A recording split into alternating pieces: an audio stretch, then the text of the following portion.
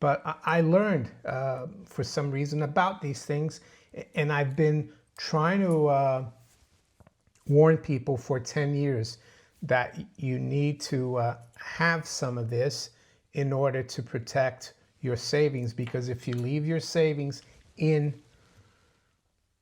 the bad pound, the fiat or paper pound, you're going to be losing out. Thursday, July 24th, 2025, Monaco 64, home of alternative economics and contrarian views. We're going to look at the UK economy today, the FTSE-100 index, and what's going on. It's very confusing, of course. The FTSE is making all-time highs, and despite that, there's a lot going on that looks, well, that is very negative for the economy, socially and politically, and also internationally in terms of trade. So it's all very confusing. And what I'm going to try to do today is to prove to you that we have a dual currency system. Yes, did you ever know that in the UK we have two currencies? Unfortunately, 99.9% of us use the government mandated fiat currency, which is the paper pound. And before we go into this topic, though, I want to recommend a book by Murray Rothbard, and it's entitled "What Has Government Done to Our Money and the Case for a 100% Gold Dollar."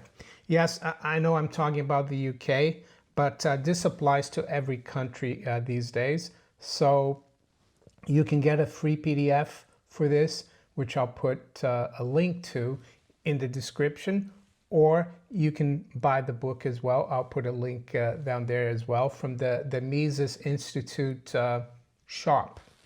You can get one of these. So talking about money and what government has done to our money, and I just told you that we have a dual currency system, and very few people know this, but for all intents and purposes, we do. So, of course, we know that we have the British pound or sterling, and we have to pay our taxes with it. We earn in it, but it's a fiat currency. It's not attached. It's not backed by any commodity. It's not a commodity money. And talking about commodity money, I also recommend you read this article here by John Exter back in 1972, where he explained what kind of non-system we were going into, a system of IOU nothings, contrary to what the world had been using for thousands of years, which was commodity-based money like gold and silver. And why is it so important to have commodity-based money? Well, because it makes it harder for the powers that be to create currency out of thin air, to inflate the system, and therein lies the problem. So you probably know by now that we've had massive inflation. And by inflation, I mean the increase in debt in the UK, the increase in the money supply, the increase in the balance sheet of the Bank of England. And a lot of that was triggered by the '08 crisis. And we were told, of course, if we didn't do that, we're going to get deflation. And of course we didn't, because we use this currency that can be created out of thin air. I mean, can you imagine if you could create the currency out of thin air? You could go around the shops in your local neighborhood and buy everything up, and there would be no goods left, or the people who sold the goods would have to raise prices. So what's the other currency? Well, the other currency is the gold pound. It's what we used to have prior to 1933 when the UK, actually 1931, excuse me, when the UK left the gold standard. And I'll give you an example of what a pound was and still is legally. It's still legal tender and it's still a pound. It's a gold sovereign, right? And I've got here Edward VII, gold sovereign from 1903. So there you go, Edward VII. And this is about 0.2354 of a troy ounce, and it's legally a pound. Of course, in fiat pounds, it's now almost 600. So they can't inflate this because it's hard to get gold out of the ground. And yes, the Bank of England can't create it out of thin air. And just to show you that it's still the currency, there's a coin here, sovereign. It's Elizabeth II, and I think it's 1964. Yeah, there you go. And if you look now as well, King Charles is on the sovereign or the pound. So how come we don't know about this? Well, because this is the money of the elite. Am I saying I'm elite? No. But I learned for some reason about these things, and I've been trying to warn people for 10 years that you need to have some of this in order to protect your savings, because if you leave your savings in the bad pound, the fiat or paper pound, you're going to be losing out. Before we continue, a quick word about our sponsor for this video today, Incogni. As I have said before in these integrations, older people are more vulnerable to scams, but that doesn't mean younger people shouldn't be careful either. So when I look at my channel's demographics, the vast majority of my audience are over the age of 35. In fact, 31% of you are age 65 and over. However, I'm sure many of you have younger relatives that could benefit from this advice. And to the 7% of the people aged 18 to 34 in my audience, I see you. Buy now, pay later apps, Klarna, Afterpay, Zip, among others, have seen a rise in popularity in recent years, particularly among millennials and Gen Z. And it's easy to see why.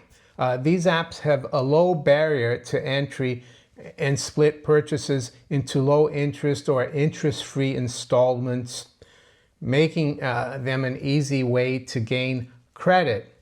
As I always mention, though, going into debt is dangerous. Business and fraud and financial exploitation is the danger I will be focusing on today. So, BNPL apps require users to give out their most sensitive information and also harvest data from devices while they're being used. Afterpay is the worst offender, sharing the personal and financial information of users to third parties, including brokers, hackers, without their consent.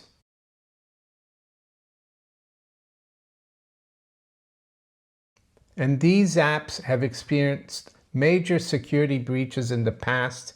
In 2021, the account of millions of Klarna users became public information, and we all know what happens when private information becomes public. Incogni can provide you and your loved ones with that extra layer of security you need. So the first step is to create an account with Incogni and give them permission to work with you.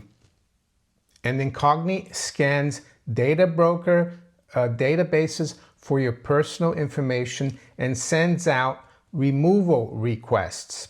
Progress reports will keep you informed about your requests, their progress, and how many have been completed.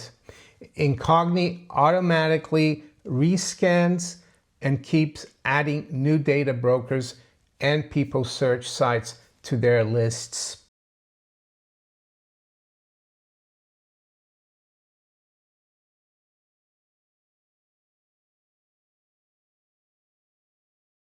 At Monaco64, I'm offering data protection not just to you, but to your families and friends too. You just need to enter the code Monaco64 at the link below in the description to get 60% off an annual plan and secure your privacy today.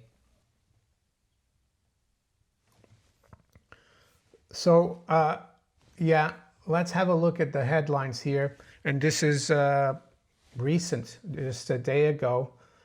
FTSE-100 beats more than half S&P 500. Guardian says 2 weeks ago, FTSE-100 hits record high as investors shrug off trade war concerns. 12 hours ago from City AM, FTSE-100 hits all-time highs as trade deal hopes lift global markets, right? Yeah. So very confusing because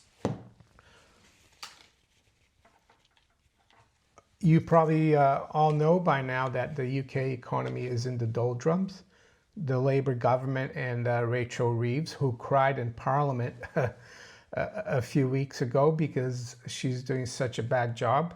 Yeah, the UK economy is in trouble. We've had 2 consecutive months of negative GDP. We have had employment coming off quite a lot in the last 6 months or so, mainly because of policies implemented by the government, like increasing national insurance for employers. Of course, they're gonna cut back because they can't afford to keep employing people at an increased rate of national insurance. So that's what happens.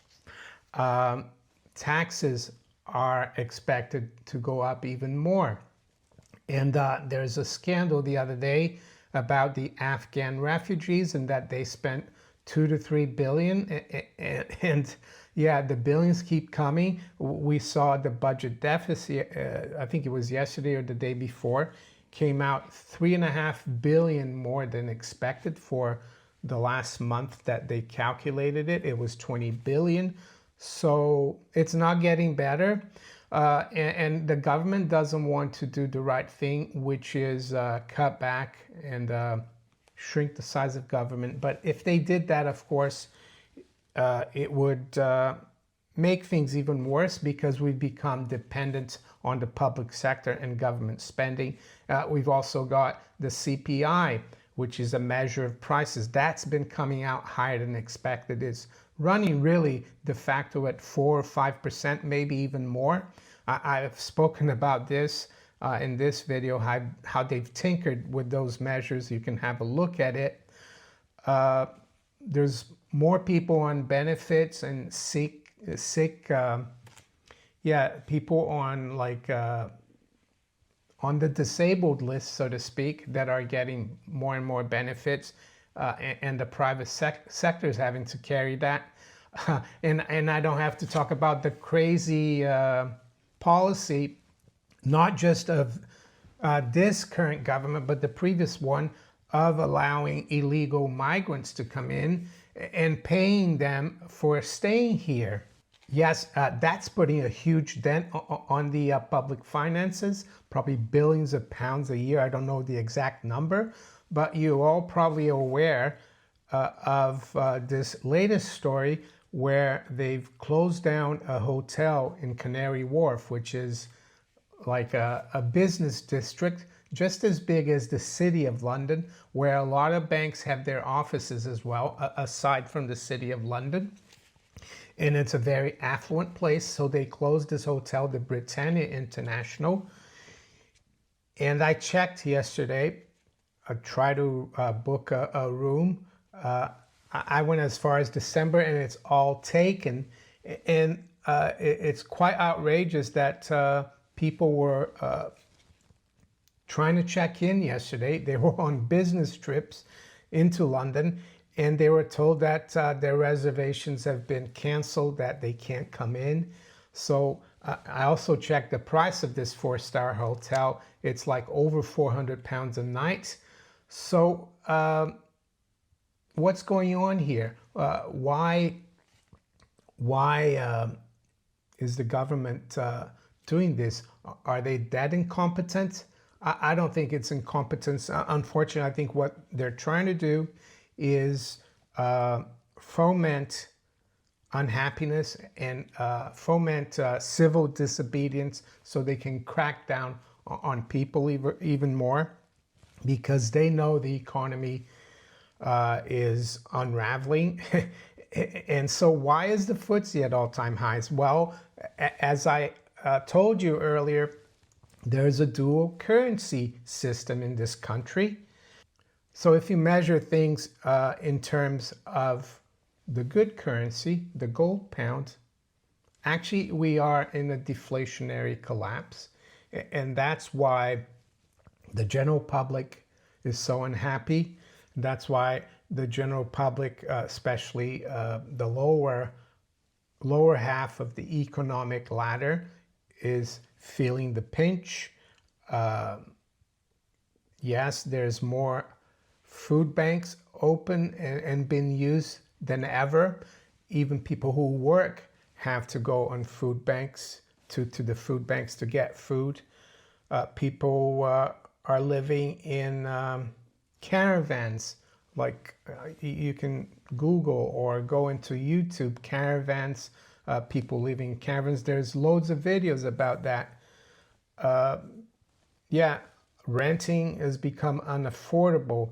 Is that because there's not enough housing? Is that because the illegal migrants are crowding out the housing? Partly, but I would say the other reason is because the bad pound, the paper pound, is becoming worth less and less.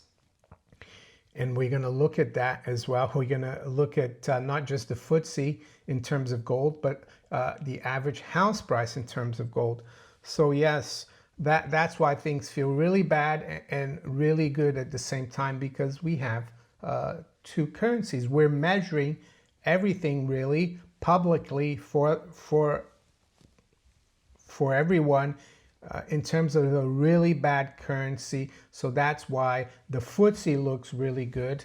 And with that, I'm going to show you a chart of the FTSE to gold ratio. So that's how many ounces of gold you need to buy a FTSE. And you can see that back in 1999, towards the end of that year, when we had the dot-com bubble, yes, you needed about 26 ounces of gold to buy a FTSE. And if I remember well, the FTSE hit 7,000 back then, and now it's at 9,000. But gold, of course, back then was around 200 pounds an ounce, maybe even less. Now it's around 2,500. So you can see that you only need about 2.6 ounces of gold to buy a FTSE. So what I'm trying to say here, if we go back to pre-1931, when the pound and gold were the same, there wasn't a fiat currency, there wasn't a bad pound. Yes, the stock market would be crashing, right? And that's why things feel so weird, so confusing. It's a tale of two cities. And I've done I've done quite a few videos about this, about the average nationwide house price to gold ratio. So that's how many ounces of gold you need to buy the average house price in the UK. And I can tell you that the average house price, the latest number was 271,619. That was for June 2025. So I took that price, and I took the current gold price, which is around 2,487 or thereabouts, and I came up with a ratio around 109. You can do the maths. I think it's around 109, and it's the lowest that we've had, I'll tell you, since 1982, when the ratio was at 90.87. Could we go below that ratio? Very possible.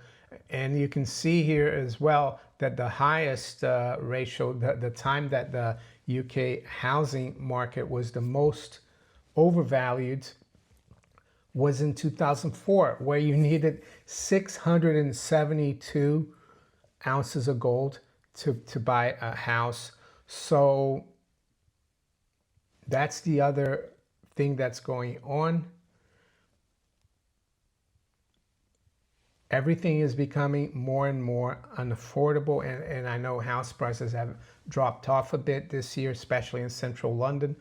But in terms of the bad pound, everything is getting harder and harder, and I think there's no way out of this system except to keep inflating for the powers that be, or they might come up with a major crisis. They might trigger civil disobedience. I mean, it's not me talking, but there's a professor now, I think his name is David Batts, King's College London. He's asking the question, are we headed for civil war? And yes, there's the old saying that war is the health of the state. So maybe that's what they're like pushing for, the powers that be. They're losing control of the finances. They're losing control of society. So they want to push us to rebel so they can crack down and maybe impose a digital prison with the Bitcoin or the Bank of England digital currency. And I know that a few days ago, this story came out, and I thought, this is weird. Bank of England considers shelving plans for digital pounds. So they're getting cold feet, but I think this is just a deception. I think when push comes to shove, if there is a major crisis and they push the public into rebellion or whatever, they'll bring that in, and they'll use the excuse that people are misbehaving to track everyone. They're already using the excuse of the illegal migrants to have digital IDs, even though to me it seems like the government is behind bringing these people in. And I saw another video by a young guy in the UK. He's out in the country. I think he's a farmer. He said, what if what they're doing here is a psyop, and let's say a controlled demolition of the UK on purpose in order to discredit Brexit and try to save the EU. And by the way, I don't think the EU is going to survive anyway. So that's why things are so confusing. The very few, and hopefully you are one of them, who've been able to save a little bit in the good pound will survive through this. I'm not saying, I expect people to flourish in this condition, but it's going to be a lot more comfortable, I think. And I don't think we're anywhere near the culmination of this crisis, and that's why I think it's not too late to try to exchange the bad pound for the good pound. And of course, I have affiliates if you're interested here in the UK. Gold Investments is below in the description, all the details, how to get in touch with them. And in the US, I've got Miles Franklin, of course. And this is not just going to happen in the UK. This is happening in the whole of the West, and it will come to the US as well. Unfortunately, the US is kind of doing a little better because the US is the center of the empire, Anglo or Western Empire. UK and other countries are in the periphery. They're going to go first.